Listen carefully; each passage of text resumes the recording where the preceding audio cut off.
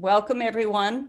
I am happy to share with you the statement we have in support of Representative Cori Bush and her work on housing and homelessness issues.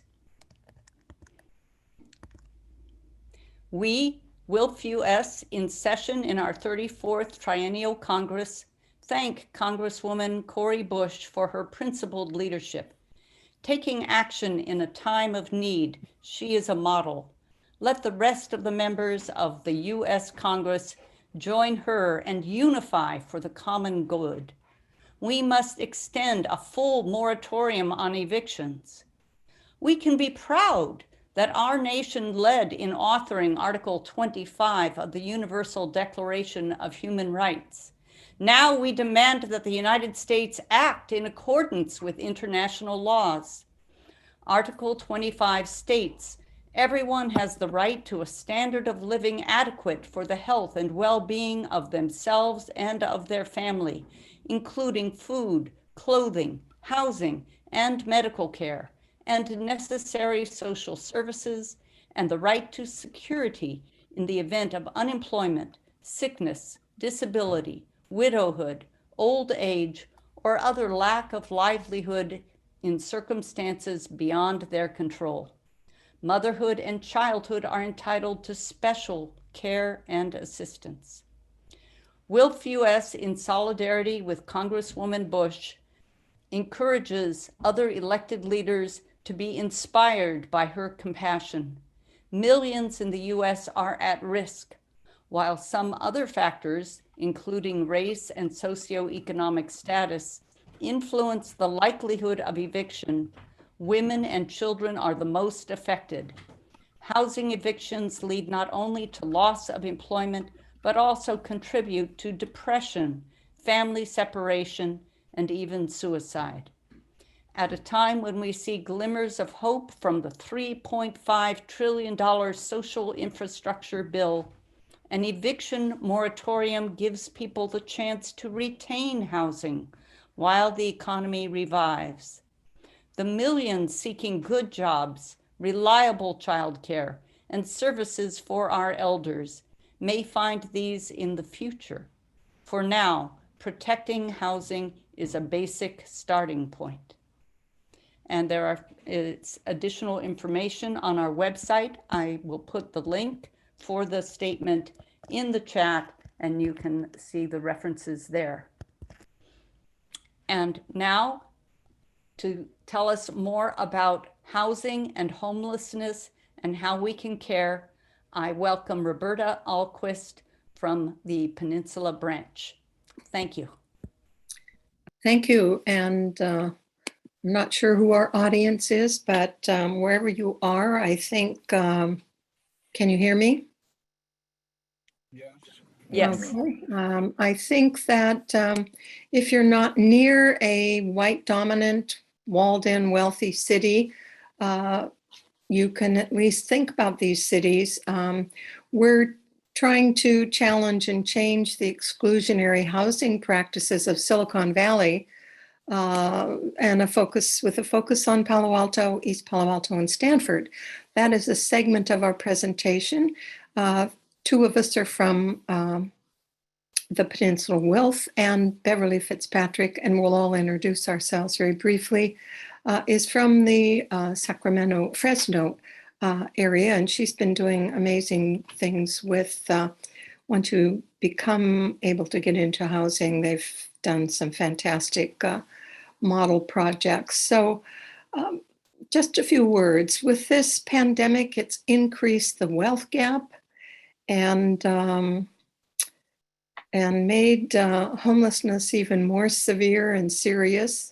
We're really working in coalition with other groups, and this is organizing in progress. We really have a tiny group, and we're trying to expand it, but that is also simple and hard to do at this point in time. So we are going to give a brief statement about where we are with this, providing a context for homeless and low-income housing, and then some stories about some homeless people with whom we are working. And then Bev will share a couple of her amazing projects. And then we'll sum it up with some suggestions for what you might do in your community and how you can help us as well. So first, we're going to introduce ourselves. Bev, could you give a brief introduction?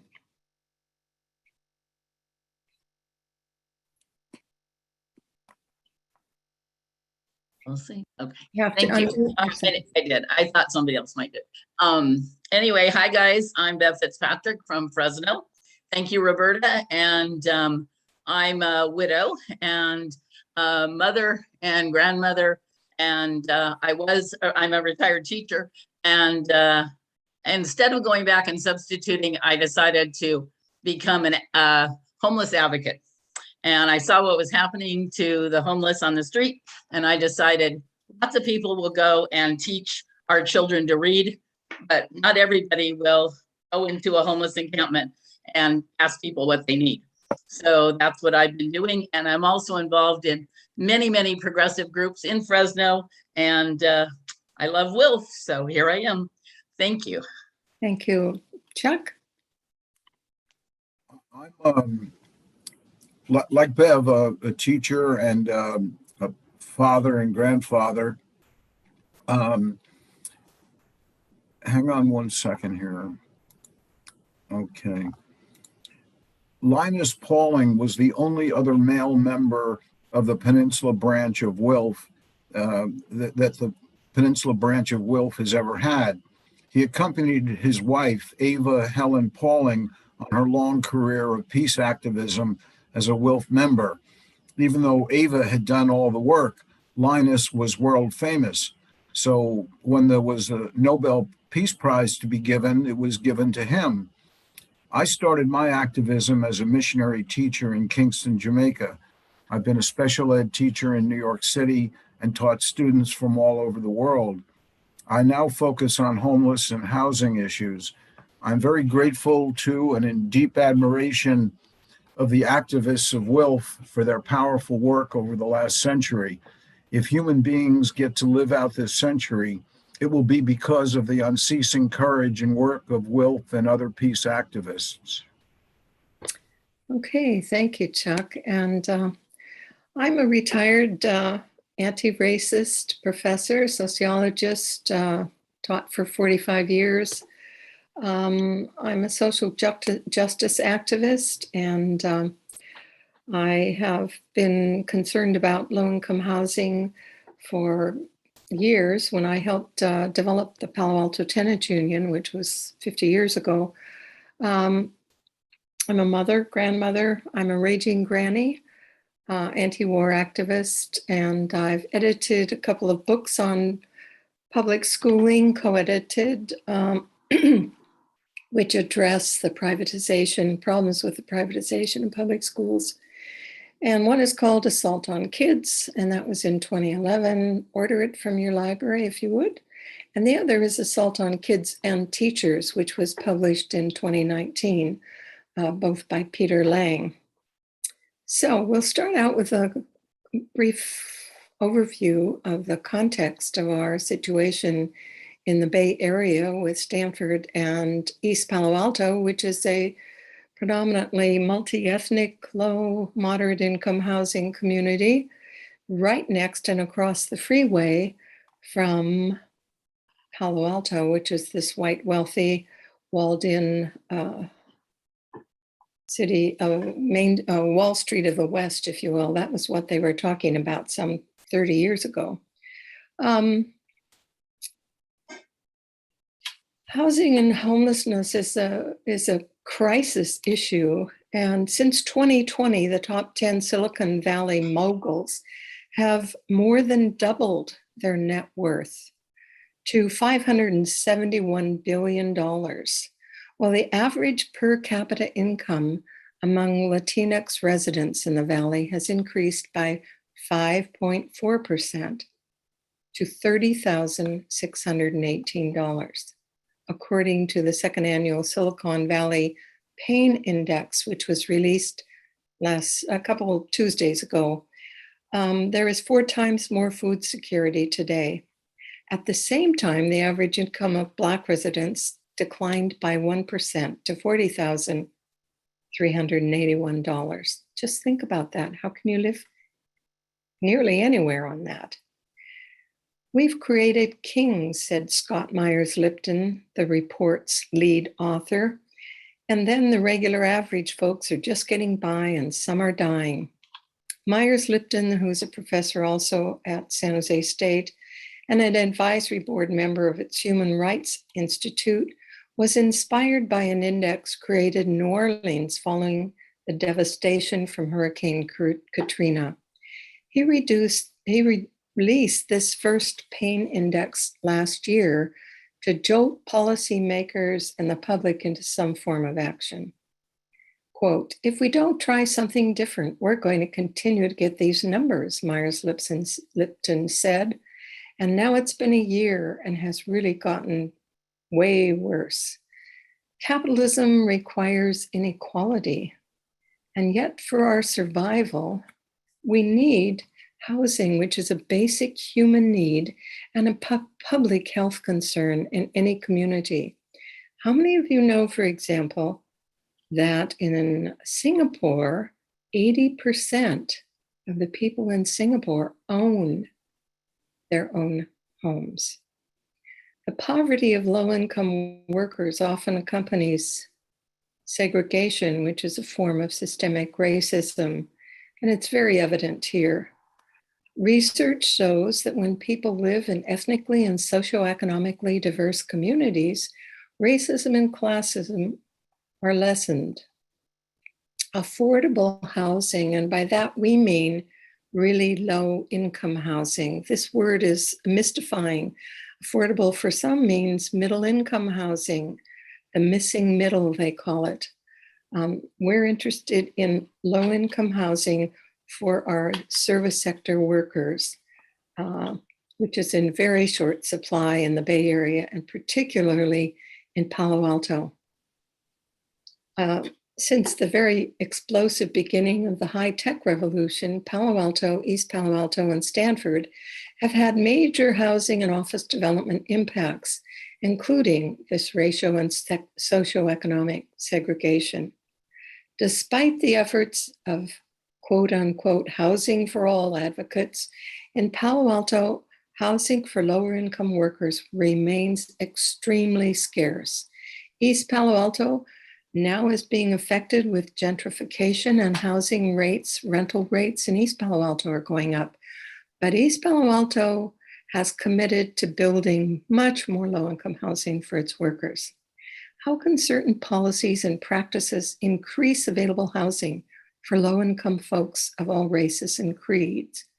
First, we need to put a moratorium on all rent increases, and maybe second, limit rent to 30% of the residents' incomes. We heard from a tenant recently that they received a $4,000 rent increase. That's $4,000 per month rent increase. Think about that. 4,000 times 12 is over the minimum income for African American and Latinos in the area. So we do have some ideas for what needs to be done, and we want to try and work to close the wealth and racial inequality gap. And we're living at a time in the midst of a major social crisis, locally and globally, a new civil rights movement and political upheaval as a result of the former president's policies and related issues. So we would like to start with a little introduction to the housing situation in Fresno, and Bev will share with us a lovely short video with a brief introduction about something called Wings of Advocacy, which is a wonderful model for almost every community. Thank you, Roberta. And it is my pleasure to share this with you because it's such an exciting project that I sincerely believe that many cities and towns could do this if they know about it. They might not have even thought of it. And it works really well.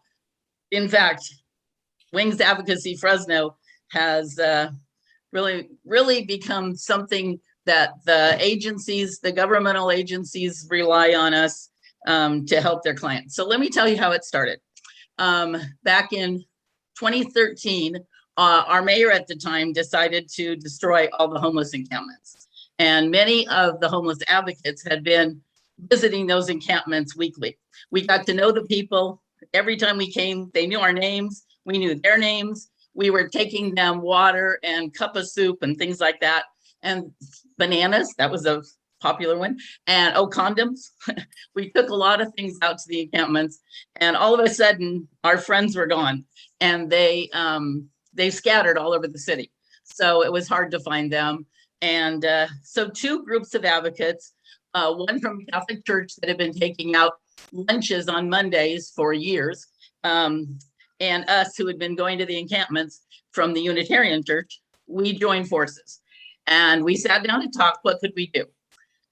First, we were going to be mentors for a homeless person once they got housed. Because a lot of times, if you've been on the street for 16 years, you can't navigate being housed.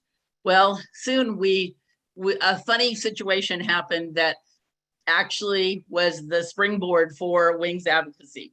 My friend and I went to visit a lady that we heard was in an apartment that needed some household items. So we went there in the middle of downtown Fresno, and we were shocked when we walked in the door. Oh, I have to tell you this little funny thing. She knew me right away. She said, "Oh, hi, Bev." So anyway, she must have been one of ours on the street somewhere. But she was in this apartment for a month. She had nothing. She had her sleeping bag to sleep on the tile floor. And the one thing she said to us was, "I just need a pan so I can boil water. I can't even boil water. I have nothing." So she had some plastic silverware, things like that. So after we brought our things that we had found in our garage or borrowed from people or asked for people for, we got back in the car and we both looked at each other and we said, "Wow, this is how we can help. We all have more than we need. It's a consumer society. People are getting rid of stuff all the time. So we can provide these things." So we talked to the social services and Fresno Housing. We found out agencies cannot provide furniture, beds, or anything. So they can help them with rent. And so we just put our heads together, and that's how Wings was born. And so now we get referrals from caseworkers, and then we call the clients and see what they need. And then on Wednesdays, every Wednesday, once a week, we deliver to the clients that we've received that week. So you're going to learn about this when I show you our short video. It's about 3 minutes. All right. Somewhere here. All right. All right, here we go. Let's see if we can do this. That we asked was, what can volunteers do to really help the homeless in Fresno? More than just dropping off a bottle of water and a pair of socks. Affirming every human being's right to shelter, Wings engages volunteers to serve our homeless neighbors. If they don't have any furniture and anything to cook with, they're not going to stay in their apartment. They're going to be back on the street. Our goal is to fill those needs in supporting people who are homeless, get into housing, that are not filled by the normal agencies. And that's why we picked documents which couldn't be paid for, and we picked furnishings. We help early on by helping them get their documents before they're housed. We help at the DMV, they get an ID. If they need a birth certificate purchased, we pay for that. These are maybe people who wouldn't be housed because they didn't have the proper documents and didn't know how to get them or have the money to get them. We receive an email referral from a case manager or a social worker, and then we contact them and we find out what they might need for their new apartment. That's how we then stage for them, and then we take the things to them, deliver them to their apartment.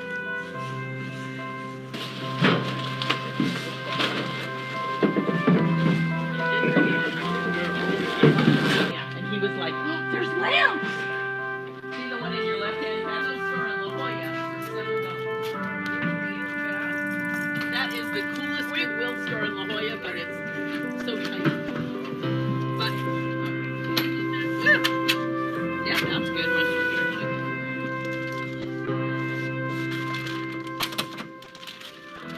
besides the furniture that everybody needs, they need hygiene products, they need cleaning supplies, they need paper goods, and none of those are paid for by food stamps. And many of the people that are being housed for the first time are very low income, and they do get food stamps, but that doesn't cover any of those things. So they get all the startup items. So when we go out to deliver, that is the best thing, is meeting the clients and seeing the smiles on their face and their gratitude for what we're doing, because they wouldn't know where else they would get this stuff. I was very grateful to receive what I had got.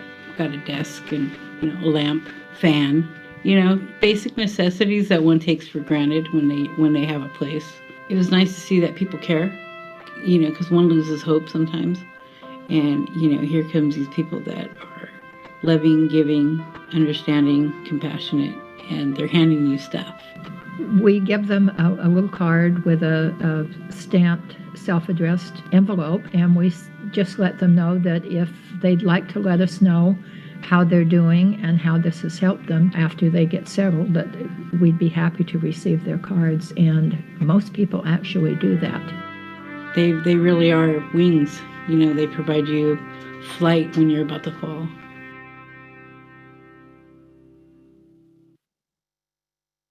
Okay. Thank you so much. Okay, Roberta, you're on. Okay, thank you.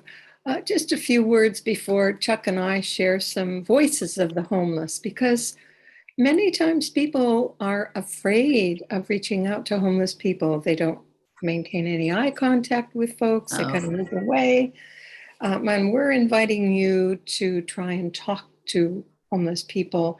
And at the end of this, we have a list. Chuck has developed a list of 50 things you can do when you relate to the homeless, and we'll put that on our website as well. I think it's on our Peninsula Branch website right now.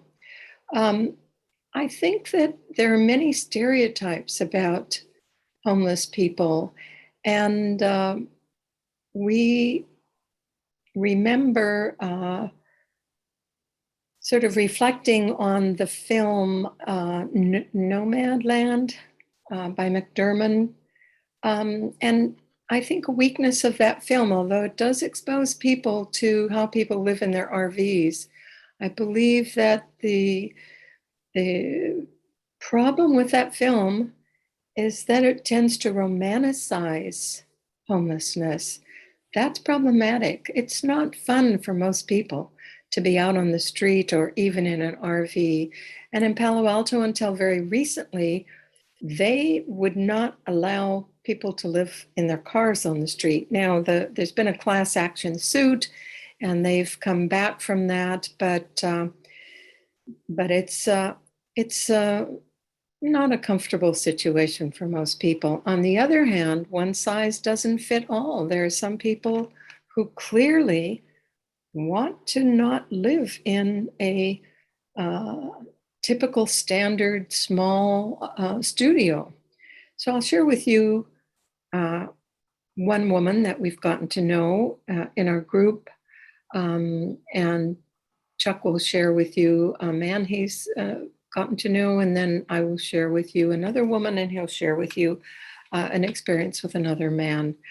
The woman in which I'm speaking about is an 81-year-old woman who's white, and she's been here for over 5 years. She's from the East Coast, and she's living on the streets, but she basically is in her car, and her car is so full of paper sacks and plastic bags, and she's quite a small woman, so you really can't even find her in this car. It's a 3-seater, kind of like an SUV, but not really. And she sleeps behind a place where initially at this point in time, she's considered it's okay, but where does she go to the bathroom? Where does she have a shower? Think about that. Walking down the street on University Avenue in Palo Alto, you can't find a place to go to the bathroom anymore. So in the last week, I have seen 3 homeless men in different locations on University Avenue actually go up to a bush and pee on it. And I don't know what they do for showers, but we definitely need to assist them in that respect. So this woman who sleeps in her car dyes her hair black. So she looks about 20 years younger. She has no health care, and she has a pacemaker. So she ends up going over to Stanford University emergency and gets hydrated when she gets run down. So they do accept her, but that's kind of an expensive way for us to be paying for her health care.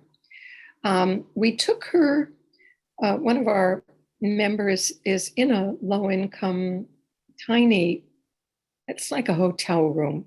The bathroom does not have a sink, and it's like a tiny, tiny room. So we took her there, and and we had dinner with her, and she said, "Oh no, I'd never be able to live here. This place there's no air, it's too confining, it's noisy, it's isolating, I feel enclosed." So again, one size doesn't fit all. She said she would never be able to stay there. She's very cut off from her family.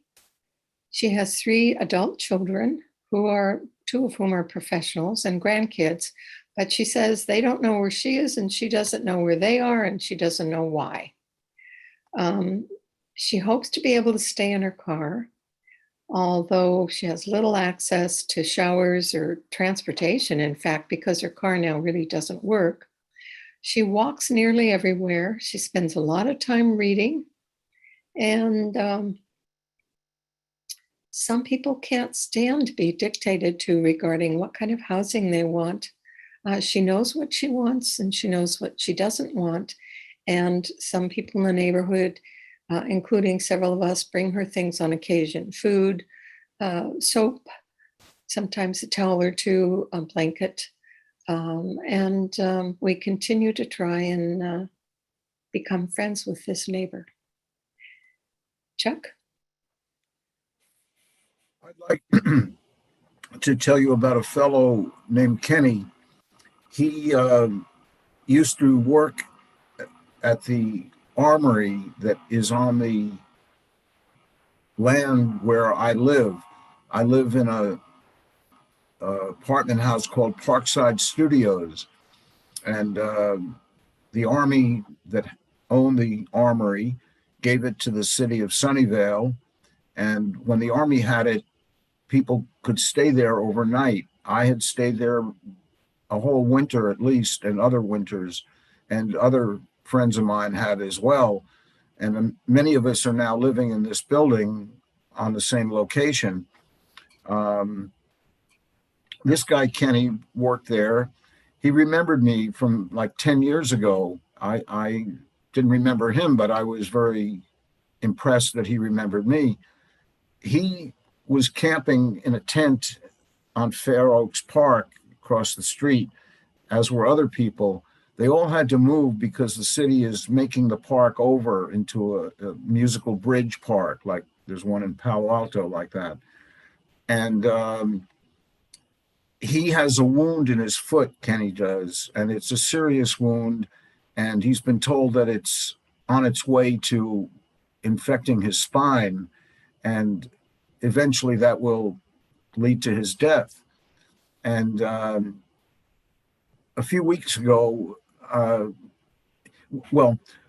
Otto Lee, a supervisor of Santa Clara County, came and visited Kenny and took money out of his own pocket to put Kenny in a motel for a month. And since then, all the people who were in the park, the city of Sunnyvale couldn't figure out what to do. Eventually, they paid money to put these people up in a motel. And now the winter's over, and their stay is in the motel is over. Anyway, Kenny, I ran into him the other day, and he told me about his wound, and he can't get medical care because he's been prescribed pain pills for his wound, and now when he's going to get treated, they test his blood and find all this heroin in it, and he doesn't get care. And however, somehow that all got cleaned up. I tried to look into getting care for him, but I didn't get anywhere. But somehow got straightened out. He's now back in a motel and scheduled to go into the hospital, and hopefully, he'll survive all this and maybe even get out of homelessness. As Roberta says, it's one size doesn't fit all. There are some people who would much rather sleep out independent, who have some of those feelings Roberta said about, I don't want anybody telling me what to do. I don't trust the police. I don't trust any organization.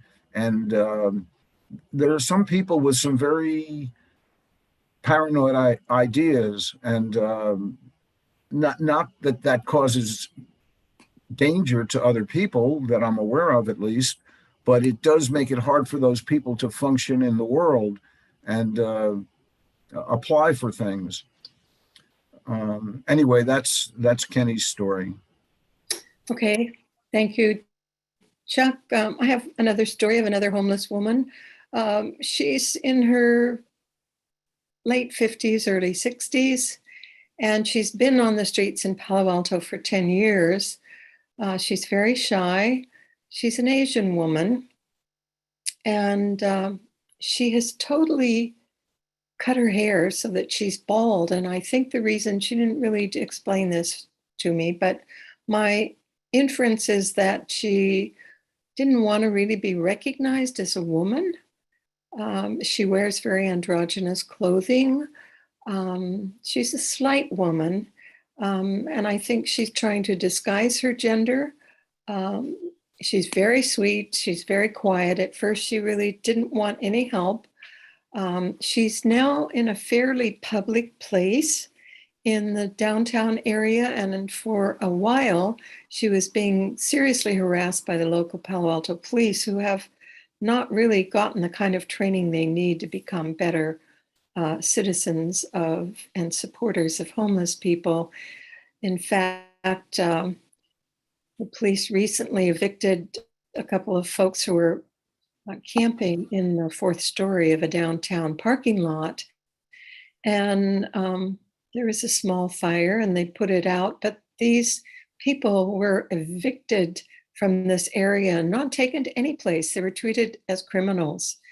And so she was also harassed by the police. And in fact, she was arrested by the police, and she was released after several residents protested.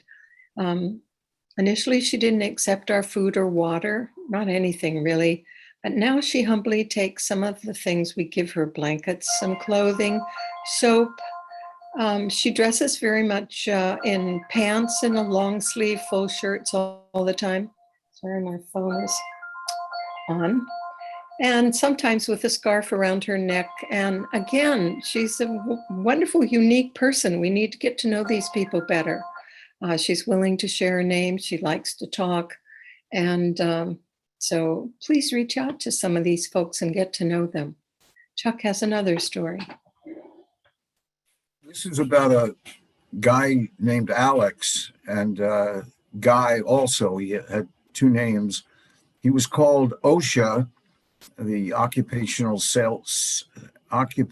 Safety and Health Administration, because one of the breakfasts that he and I would go to on Sunday mornings, it's called Breakfast with Friends at a Seventh-day Adventist church in Mountain View. As everywhere he goes, he sticks his nose in what other people are doing and tells them what they're doing wrong. So he would, stick his nose into the kitchen. These people are very nice to come and fix us breakfast on a Sunday morning. And he's telling them what they're doing wrong and saying, if OSHA were here, you'd be cited for that. That doesn't meet code, And so when he died recently, and there was a sort of short verbal service there one Sunday morning after he died, and Linda, the lady who runs the breakfast, said, "Oh, you mean OSHA?" She called him OSHA. She didn't know his name, and he would always, be citing OSHA, so she called him OSHA. And he was a real character. He again would stick his nose in anybody's business. He was not shy about telling you what your specialty, what was wrong with the way you did your specialty. And he'd been a sniper in Vietnam, but he didn't get an honorable discharge. I'm not sure why, but he had veterans benefits that were not available to him because he didn't have an honorable discharge. And I was never in the military, but from guys I've talked to, it seems that honorable versus dishonorable discharge, or the type of, even their gradations of honorable discharge. And it's a way that people in power in the service can really be mean to a person.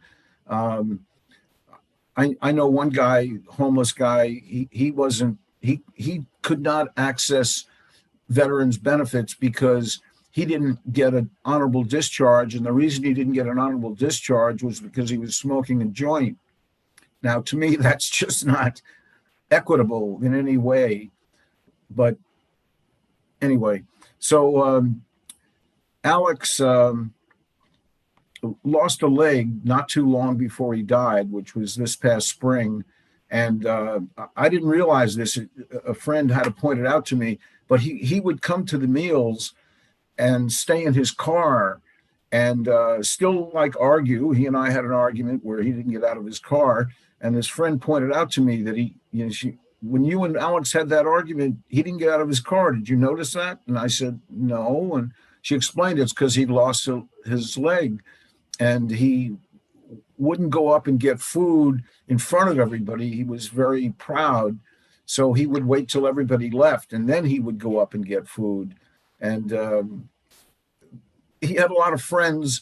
He would go by this one guy's house every evening and drive up to the house, and the guy'd come out with a plate of food for him. And when the guy had to travel for work, his wife would, bring the plate of food out to Alex. And his dying was sad for all the normal reasons. Plus, his brother lives in another state and wouldn't accept the body or the expenses or anything. And one little statistic I might point out,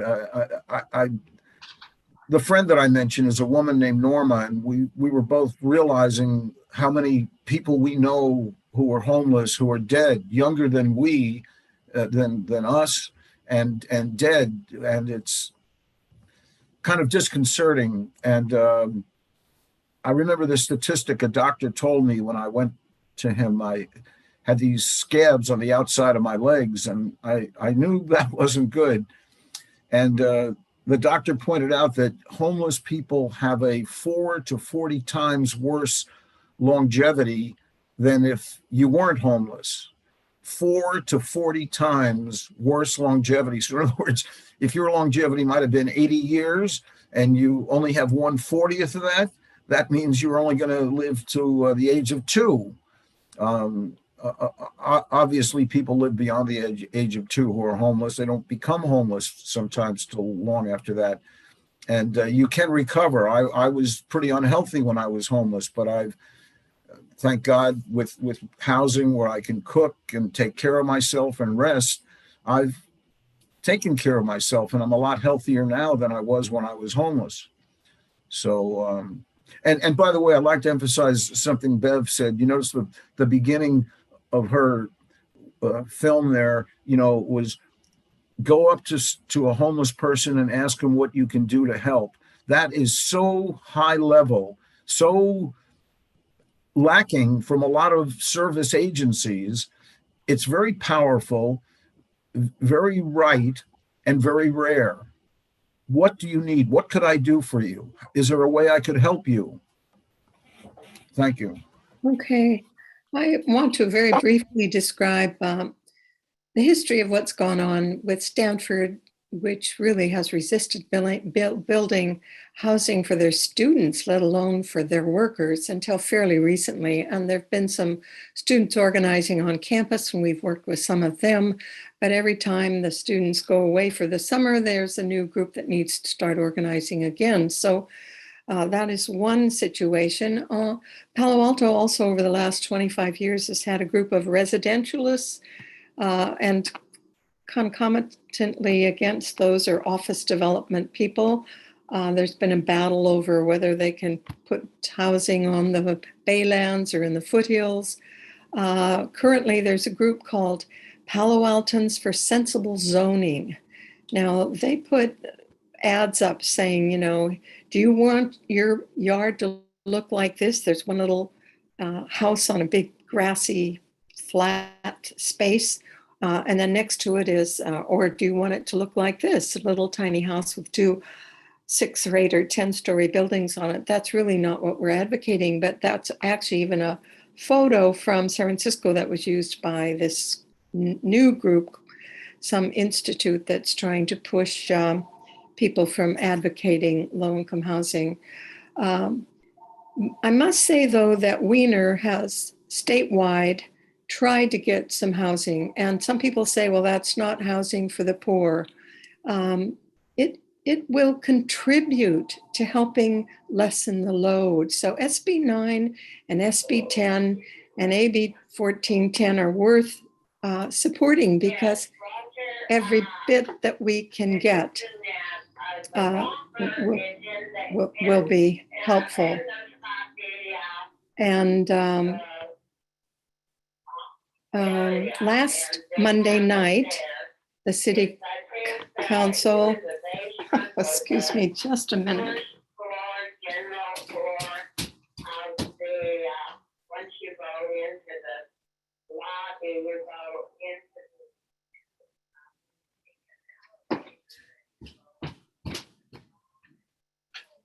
Sorry.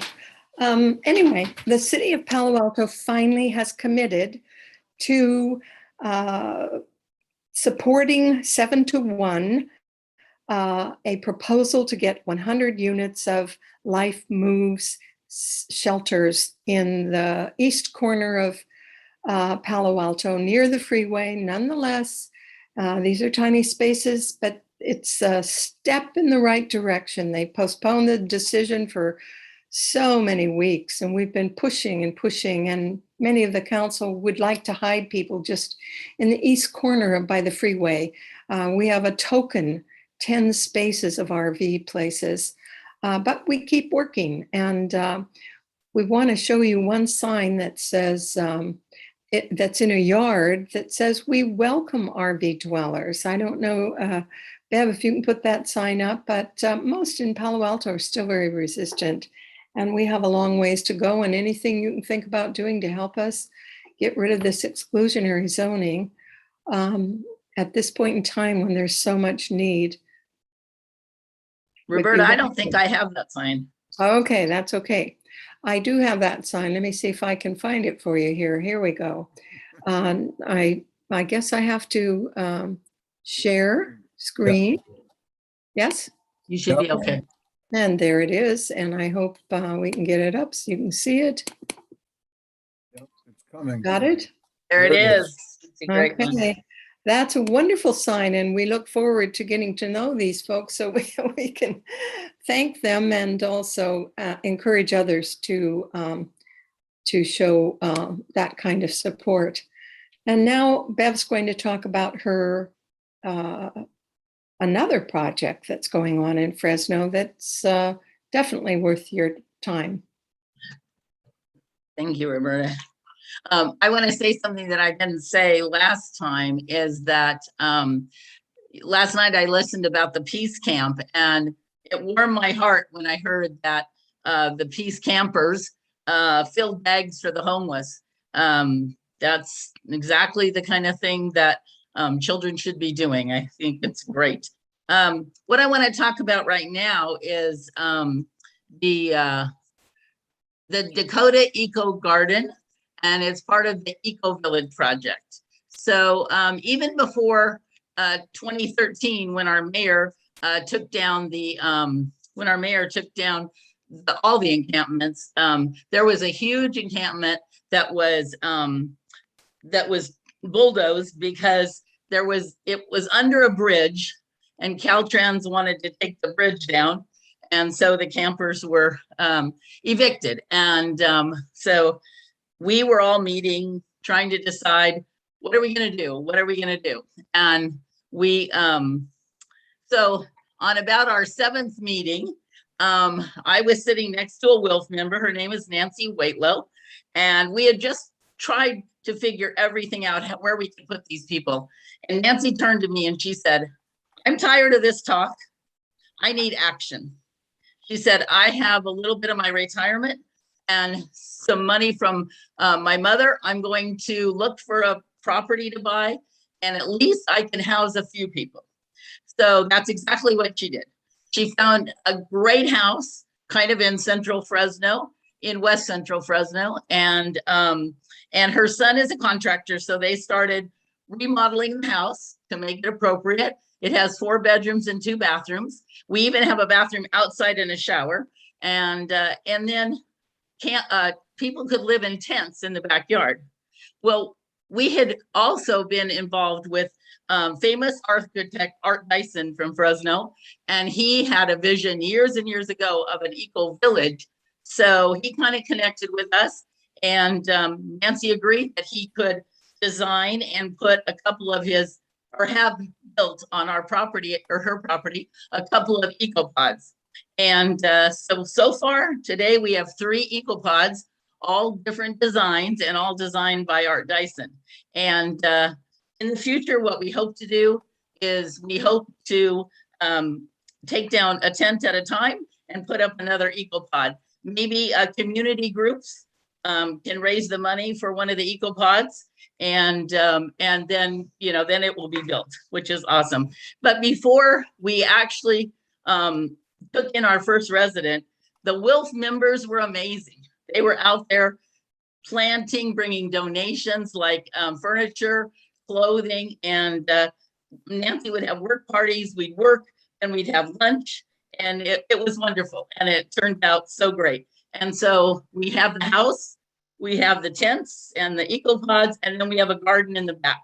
And so you'll see in this film, the garden. And I have to point out that you'll hear from Jerry Bill, who is Nancy's partner and at that eco garden almost every day. He's amazing. We have a small oversight board for the eco garden, and then we have a larger board for the Eco-Village project. You're also going to see Nancy. She'll be in some white shorts and out in the garden, and then you'll get to see one of our residents. So enjoy. So what we do here is we provide transitional housing for people. And this is a step in between permanent housing and emergency housing. So we're not a come-as-you-are emergency shelter, which Fresno desperately needs. We have to screen people a little bit and bring in the ones who are like one step above that, but need help getting on their feet till they can get a place of their own. So we ask them to have a plan to move on within a year when they come in. And they write it out, and we go over it with them, and then we check with them every 3 months to see how they're progressing on their plan. And most of them move on to places of their own, and that's we consider that success. We've had nearly 70 people come through here in the last 4.5, 5 years. This environmental emphasis is part of our philosophy of the program. The Eco-Village Project of Fresno was conceived by Art Dyson as a way to develop safe and sanitary and uplifting housing for people on the streets in an environmentally friendly way. So we call ourselves a green solution to homelessness. And we try to do a lot of things in an environmentally friendly way here. So we have the organic garden out and back, and many of the residents help with the garden, and they can eat out of the garden as well. And we have, solar electricity in all the tents, 12-volt solar. We recycle our gray water to water the landscaping. We collect rainwater to water the garden. And we just try to do everything in an environmentally friendly way. And we're taking in people who've never had exposure to that kind of an idea. And so it's an education for them about the importance of the life choices you make and what the impact of those choices are on the environment. And some of them, it's quite new to them, but they get with the program after a while. Well, they were gracious enough to accept me, because it's not just a walk-in, get to come and stay process. You have to have a plan. You have to go through some hoops. You have to do an application, be interviewed, and be accepted. So they were gracious enough to accept me. What I like about here is they give you the tools and the resources to make your space comfortable. It's a community environment. You know, if you're transitioning out of homelessness and you're staying on people's couches, you don't have the opportunity to just customize your little area. You have to just live within, you know, their little rules or whatever. Or if you're on this, wherever your life takes you. But, you know, here we get to do whatever, I mean, not whatever we want, but we're pretty free to beautify our areas and use the resources that we have here. And what does it mean for you to be here? It means a lot because I have my own key. That's the biggest thing. That's it.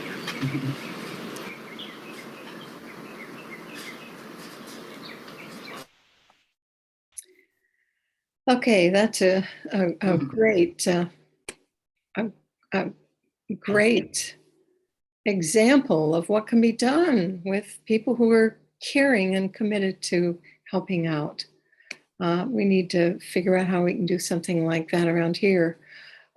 We have some suggestions that we'll get to as to what we have tried to do and want to do with the City of Palo Alto and the Planning Commission.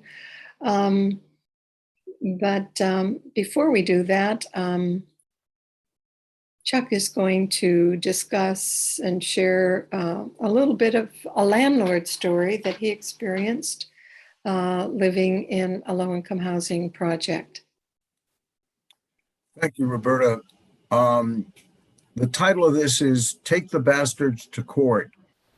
I told you earlier, you know, about where I live. I've been living at Parkside Studios for 6 years. They've been rent harassing me for over 2 years. It had really gotten to me. Lack of sleep, heart pains, fear of losing my salvation from homelessness. I tried to get into Parkside Studios 3 times before I finally made it. Like the rest of us, getting housing was a big goal. I don't think any of us even read the lease. We just signed it. Who knew the place came with a bully regional manager, Armand? He seemed to get recreational pleasure out of harassing us. He'd lose, quote unquote, checks. He'd charge you more rent than you thought you owed. He'd come and inspect regardless of the rule that you're supposed to get 24 hours notice. He'd throw his weight around. He told one tenant who said, "You can't do that." He said, "I can do whatever I want." There are some people, usually cops, who like to push homeless, black, drunk, mentally troubled folks around and then let them go. It's called stop and frisk in New York. It's a pain everywhere. Anyway, Armand was a pain that we had to put up with for years, till enough of us complained. 3 of us that he had harassed wrote letters, and you know, it took, like I say, years, but he got transferred to being a regional manager of another part of Charities Housing, the company that we rent from, not where we are.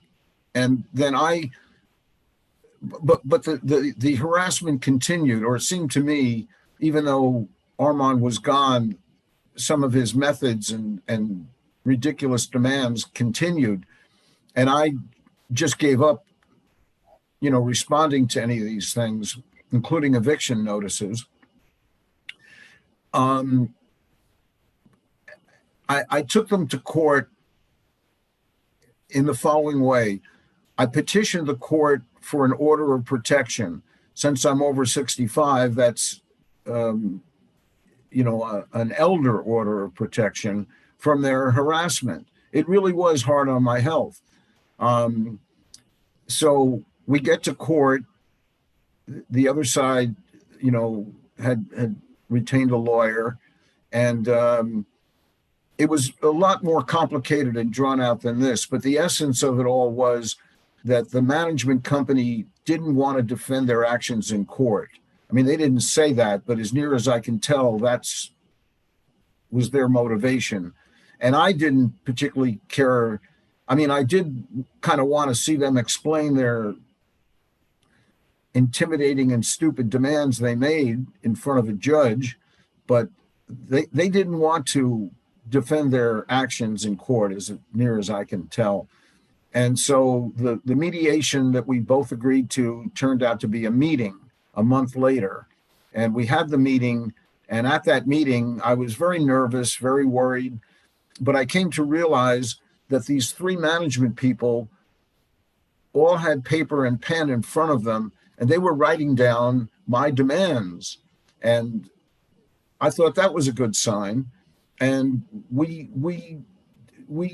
did win some demands. I say we because I'm the secretary of the Tenants Association in the building, and I write the letters and hold the meetings and whatever, and take the, keep track of the complaints. And we've been having trouble meeting with management. They wouldn't meet with us. So now we have that right as a result of this meeting. We didn't get an exact date, for the meeting, but there will be meetings with management. And there's some other things that there's a community room that we, the community, don't get to use. It's only used as a staff break room. And the reasons over the years that we don't get to use it are really don't make any logical sense. And the management were very unfamiliar with this standard organizing call that I'm sure some of you or all of you are familiar with. Nothing about us without us. Don't go deciding my fate while I'm not there. At least give me a chance to speak up, is the idea. Well, they are familiar with that now. They were a bit shocked, and they said, well, we can't have you at a meeting where we're discussing your fate, your case, because we're discussing other people at the same meeting. So I said, listen, that's not really a problem. You just tell me what time you're going to start discussing me. I'll be there. And then when you're finished discussing me, I'll leave and you can discuss the next person, And they didn't have an answer for that. We'll see what happens. They're going to get back to me on my demands. I also demanded 2 years free rent, which was hard for me to do because I felt like I was being greedy. But then I thought how harassed they had made me and what damages did I endure and what was that worth? And I came up with 2 years rent. We'll see. I don't know what exactly the rules are. It's something like they're going to listen to my demands and say yes to them because they'd rather do that than deal with, all this in court. But I don't really know that. They haven't said that even, but it seems like that's what we're doing.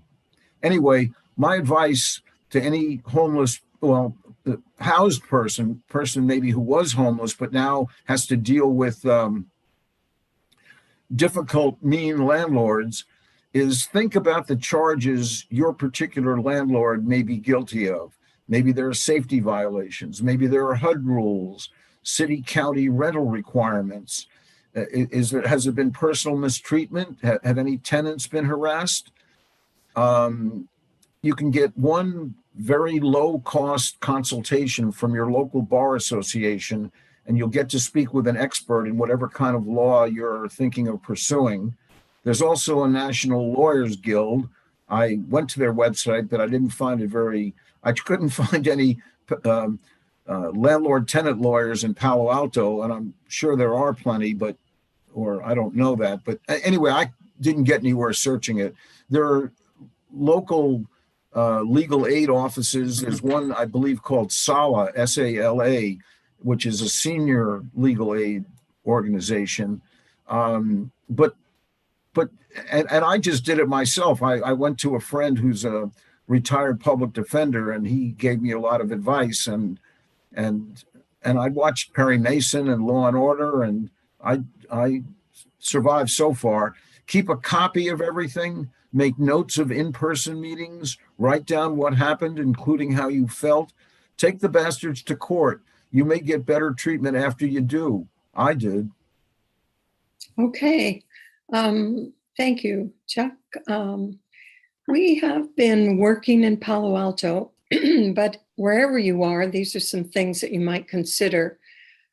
Capitalism is grounded in inequality.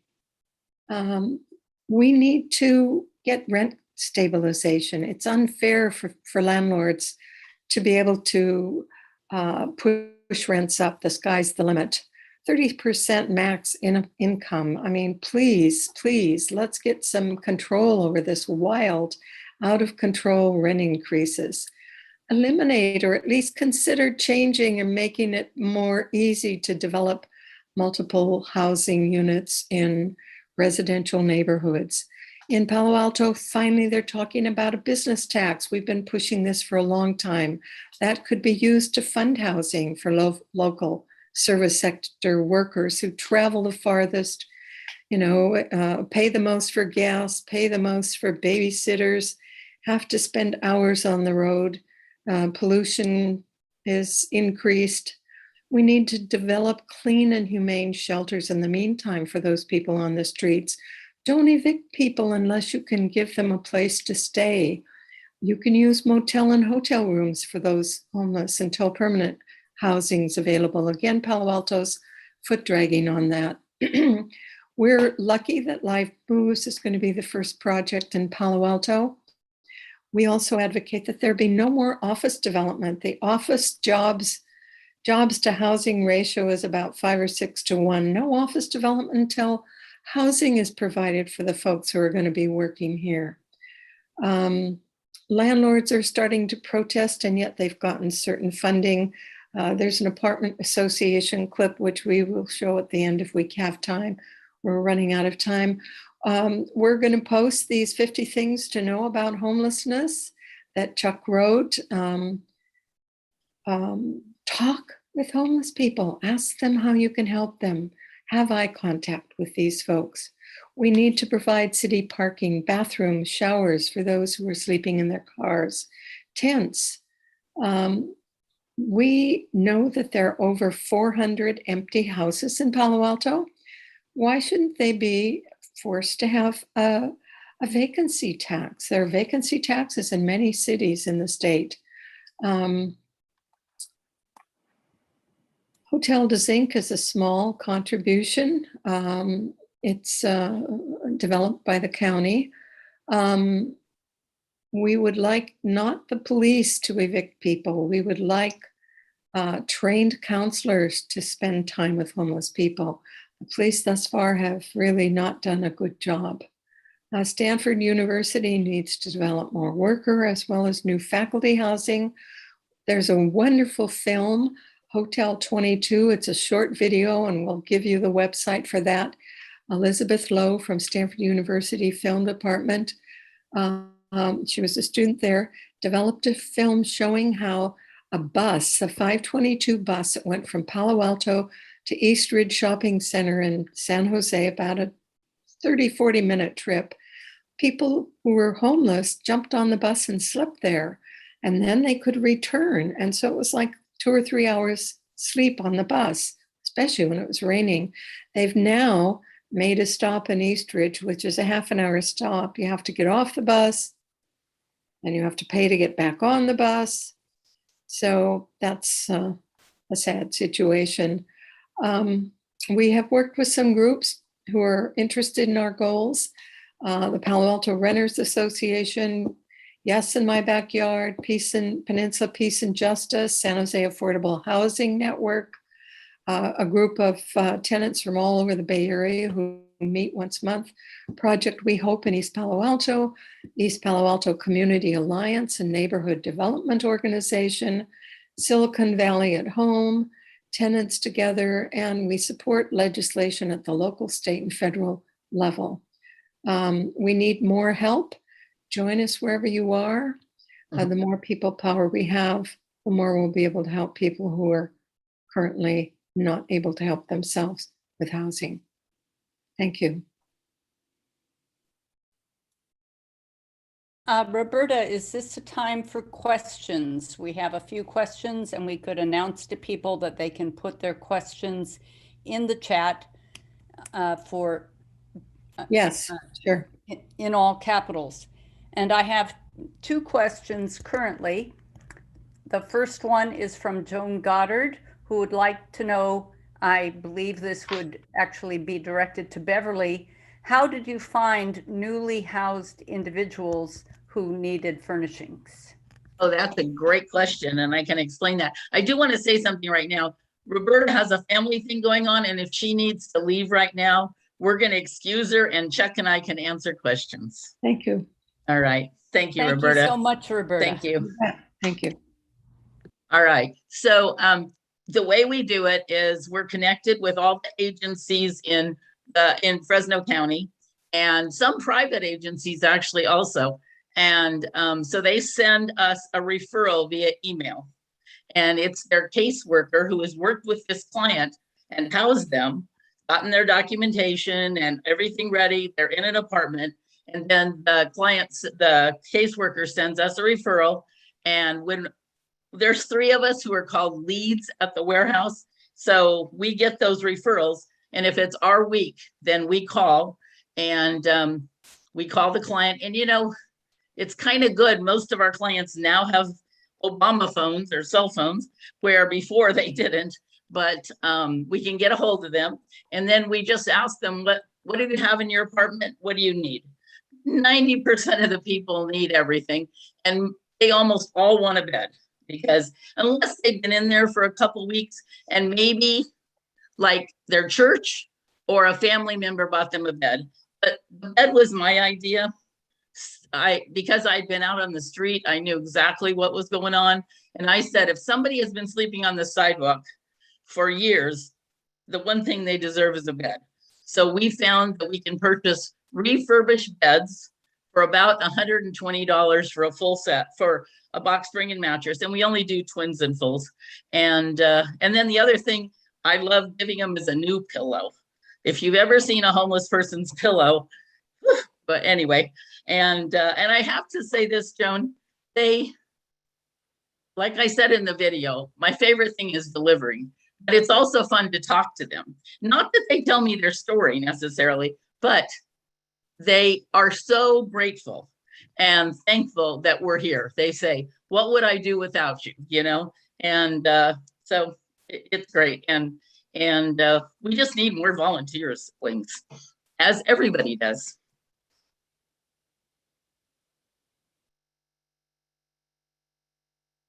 Thank you. Thank you. And we have another question from Margot Schulter. Could expanding housing choice vouchers, HCV, also known as Section 8, help address the housing issue? I can tell you something about that. I think I'm sure everybody's familiar with Section 8 vouchers from the past. A person would, wait. In fact, the safe parking program in Santa Barbara got started because people had to wait 5 years to get a Section 8 voucher. So what are they supposed to do for 5 years? So they, slept in vehicles, and the program is iconic and, very well respected.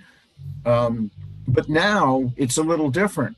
Like we who live in this building, I, know most about the building where I live, but there's the Section 8 voucher still exists, and it still exists the way we all remember it.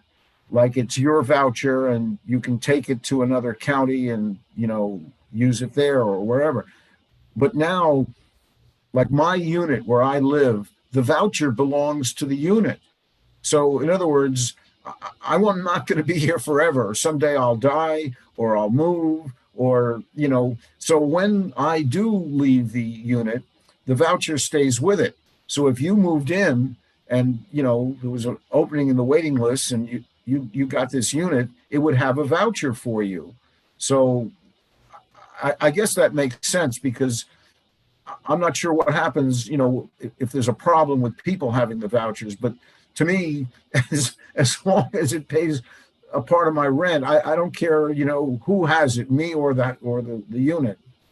Right, exactly. Yep, that is how it works here too. And the one thing is that you will get a letter saying that you now have Section 8 housing. I think it's called housing choice voucher. And but then it's up to the individual to find where they want to go.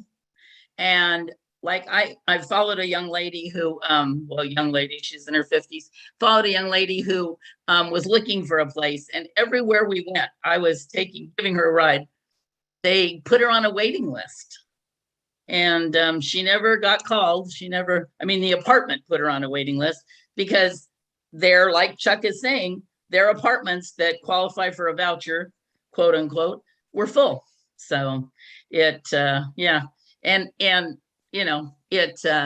can be frustrating, that's for sure. Because year after year, people will they'll get a letter and they go out and search and they aren't successful, and some are.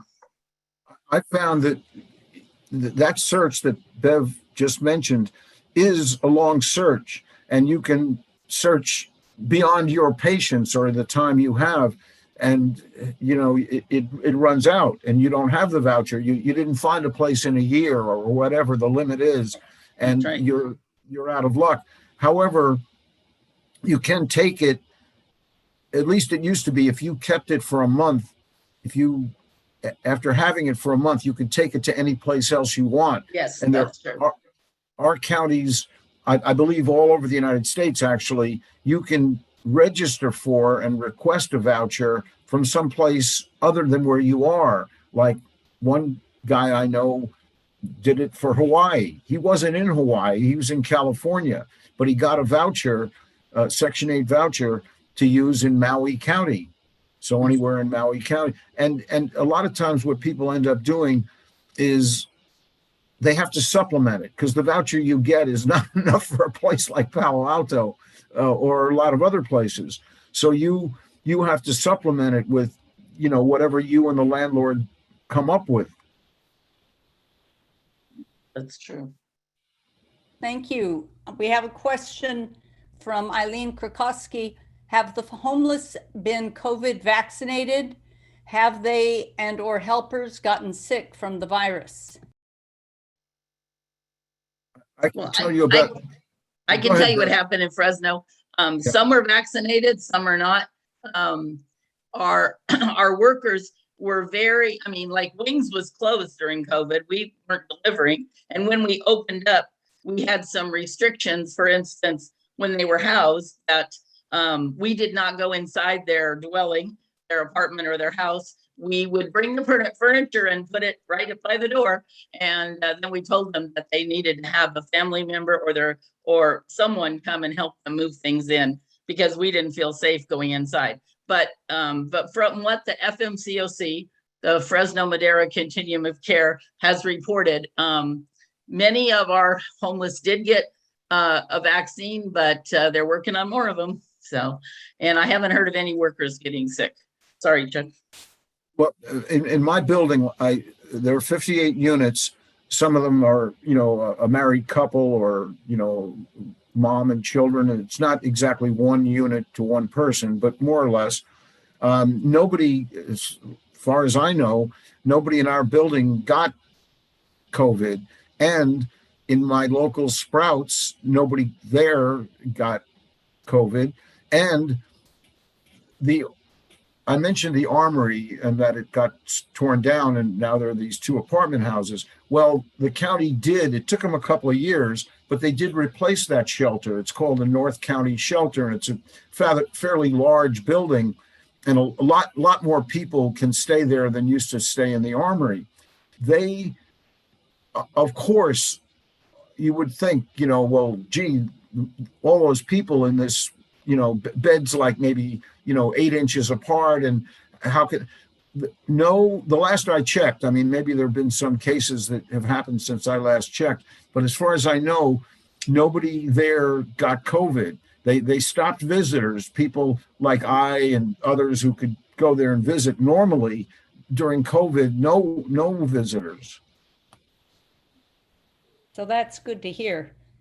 Janet Slaughter asked you, Bev, to explain about your warehouse and truck, and how many hours per week do you work with Wings, and how have you managed to be so successful with raising money? Give us some more how-to. All right. Well, I just said this to my friend yesterday. there would have been no Wings without one lady in our group who she has been the president of our board up till now. And her husband, they're into agriculture and they had connections. So our first big donation was $30,000, and that got us off the ground. With that $30,000, we were able to buy mattresses, and that was about all at first. We bought mattresses, and at first we were in a free warehouse, and it was downtown, and it had been an old pump factory, Fearless Pump. So it wasn't the cleanest place in the world, but we made it work. And so we were able to raise money that year. And you know, every year since, we've had a fundraiser, or we have donations at Christmas time and things like that. And so that's really helped. But when our year was up at the old warehouse, then we had to start looking for another one. And we think we succeeded. We like our warehouse. It's in a very safe neighborhood, which a lot of the ladies that work there, you know, on Saturdays or Mondays really appreciate that. And so it's more in central Fresno, well, West Fresno, but it works really well in a warehouse district. And our warehouse we took all of our shelving that we had collected from various people, donations from our old warehouse to our new one, and we just made it work. And in those days, when we were at the old warehouse, we used personal trucks and trailers, which was a little bit of a hassle, I will say. And then when we moved to the new warehouse and our client numbers increased from like 8 to 10 a week, we would rent a U-Haul. And nobody seemed to be that into buying a truck. But one day, the president, she texted me and said, I'm going to go look at trucks. What do you think? You know, so she did. And can you believe, I mean, this is how this woman can raise money. Well, I guess it wasn't all her, but we had one lady who gave us the major amount of that truck, and it was $15,000. We bought a used Penske, and it was $15,000. And then we, because of word of mouth, Facebook, whatever, we had another donor who agreed to he said, I'll put all the signage on the outside. So we had a truck that said Wings, and that was great PR as we went around town. You know, you pull up to a neighborhood and, you know, you see this truck that says, makes the house a home. They kind of notice us and ask us questions. So, but now I can report that because we had this relationship with the county, we are not an agency, but we were gifted a large amount of money in March. And so we were able to reshelve our warehouse, and we're actually buying a new truck because the people who pick up donations on Saturday from individuals, they would love to have a hydraulic lift on the back of the truck. So so that's what they're going to do. But it is pretty darn amazing, guys, how people come through with donations. And I have to mention the Eco Garden too. Nancy Waitlow had some health issues and other reasons, but she's kind of stepped away from the Eco Garden, and she asked the big board if we would buy it from her. And can you believe, as of last Christmas, we had enough in donations to buy that property from her. So that, I mean, people just support us because they see what we're doing and they appreciate it. And it's only making a dent, guys. It's only making a dent, but it really means a lot. And if we could have more of those, like more eco gardens to house people for a short term, it would be wonderful because all of our shelters in Fresno are full. And, you know, I didn't say this before, and I should say this, that our new mayor, he was our police chief, but he did use COVID. He and the board the city council did use COVID money to buy some old motels. And so they have 4 so far, and I hear they're going to buy 2 more. And so he has housed about 420 some people in those motels that used to be living on the freeway. So just last week, I talked to him about would the people in the motels be able to use some of the things at Wings. So my next job after Congress is to go to those motels and find out what they need. And no doubt the presence of Wings has kept the issue of homelessness in the forefront of the public mind and the mayor's mind. Yes. And you're being modest. How many hours a week do you volunteer with Wings? Well, you know, I'm not always the lead, so that cuts my hours down. I would say probably 5 to 6 a week, but then when it's my week, when I'm on, probably at least 1 week a month. So those hours increase to 12 or more because you're on the phone calling the clients and you're delivering. And when we were getting 8 to 10 clients, sometimes it was a full day. Like I would get to the warehouse at 7 and I wouldn't get home until 3 or 4. But now we've had fewer and fewer clients, just I think because of COVID and rents and management and people not wanting to rent to people. There's a question from Ellen Schwartz about refurbished beds. She thought it was illegal in California to resell mattresses. Do You know, anything? I'm not sure about the I mean, you can't resell. We take no used mattresses at Wings, but the company we buy from down in LA, it's called Gateway, and they refurbish them by putting new stuffing inside and new outsides. All of our mattresses have white ticking on the outside, but I learned from, there was a guy, and I'm not gonna remember the name of it. He had a mattress, like he was collecting old mattresses. And he came to our Earth Day and he showed me a tag on a mattress that it has to have that tag to say that it's legal to give away. And the mattresses that we get are all encased in plastic, which shows that they're new, they're ready to use. So, and that I wish I could remember, the tag's either orange or green, one of the two. Okay, we're just about out of time. Does someone have a final question? The question about recordings was answered in the chat. And so are there any further questions? And remember, if you want to save the chat, you can do so in 2 different ways. If you're able to copy and paste, you will get a better version, more formatted, of the chat if you copy and paste it into a document. However, you can also simply go to the bottom of the chat window and look for the 3 dots, which are the magic universal sign for more. When you click on the 3 dots, you will see Save the Chat as one of your options. And Ellen Schwartz volunteers that it is legal to sell used mattresses in California. All right. And do we know any contact information for the folks in Palo Alto? It should be in the chat. Yeah, it was posted in the chat and I'm looking. It's in the chat twice, but I'll put it in one more time. Thank you. Oh, good. Okay, thank you. Good. If I can find it.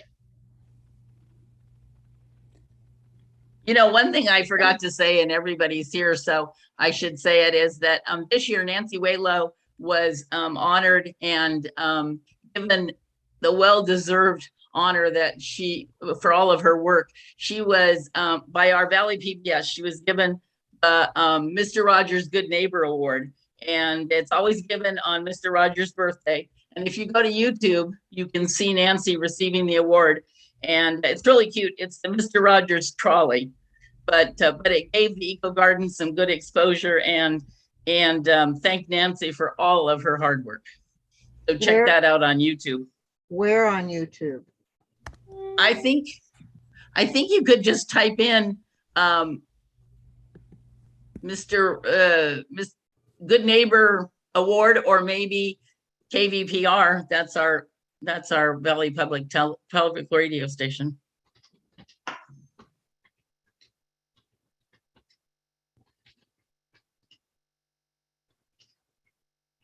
Okay, so we have all kinds of information in the chat about how to contact the presenters and thanking us for this webinar. And additionally, we encourage you to subscribe to our YouTube channel. And that's the WILPF US YouTube channel. Okay, well, thank you all. Tonight, I'll just share a few points that Chuck put in a private chat to me that I can't seem to copy and paste into the chat. He notes that it would be important to avoid a race or class war, which would be destructive and distractive to everybody getting back to self-sufficiency. And of course, people have to help each other in troubled times like these. Rooms need to be opened up if they're not being used regularly, and various kinds of extended permits for additional dwelling units and removing restrictions and implementing rent control. Also, Chuck mentions that the bus 22 driver used to stop for homeless riders at night and let them sleep all night. But now they've changed the bus rules to prevent that. But it became a Hotel 22 for a while, and an award-winning film about Hotel 22 was made by Elizabeth Lowe, a Stanford grad student. And your time is wanted if you can volunteer in Palo Alto, Mountain View, Sunnyvale, San Jose, and all over. Both volunteers and donations of food and goods, of course. Some people have taken individuals into their homes and helped them get back onto their feet so we can all help each other. Some homeless people not only clean up the area where they've spent the night, but they also clean up more. Correct. And it looks like we have all kinds of new things from chat. Chuck, you're chatting directly to me instead of to everyone. So if you can redo your chats to everyone, because I don't think it's appropriate for me to read all of them, and I don't seem to be able to paste them into the chat. I'm having problems too. I'd like to be able to give you, someplace on the web.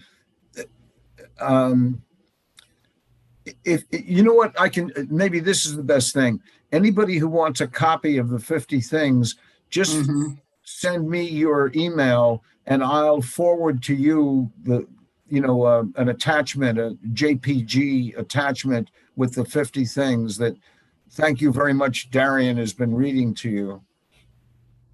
So those I just have to say, maybe as a last word, that what I've enjoyed so much about working on this with Roberta and Chuck is getting to know some new people in WILPF. And that's also happened because I was working on the Conpro committee, but that's been a delight for me because we get stuck in our little box here in Fresno. And we know our people, but it's nice to get to know others, and especially a joy to work with Roberta and Chuck. So thank you. I'm still in awe. Bev is such an inspiration, and you're a wonderful person, but you're also a magician. The pods, the housing pods, and the wings. And then Peace Camp. What happened to Peace Camp? I didn't see the Peace Camp film. It was last night. Oh, that was last night. Well, that was a great, but that was you guys, right? The Fresno branch that did that? Oh, that was somebody else. Well, it's a great thing. Yeah, it's great. So eventually recordings of our programs will be available, maybe at the end of the month, maybe a little later, but watch for the WILPF e-news and or a WILPF e-alert to find out more about that, or go to our YouTube recordings page for WILPF and sniff around. Even if you don't find those, you'll find lots of other good material. So with that, I think it's time to say goodnight to people. Remember, tomorrow our program starts at 4 p.m. Pacific Daylight Time, and please